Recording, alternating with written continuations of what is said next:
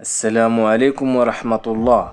اليوم سنتعرف على موعد وتوقيت والقنوات الناقلة لمباراة المغرب ضد كينيا في بطولة إفريقيا للمحليين 2025.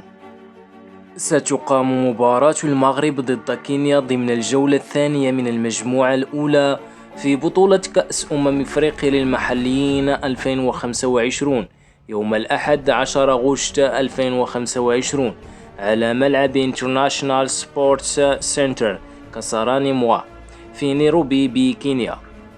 وستنطلق صافرة البداية في الساعة 1 زوالا بتوقيت كل من المغرب والجزائر وتونس، والساعة 3 زوالا بتوقيت مكة المكرمة ومصر.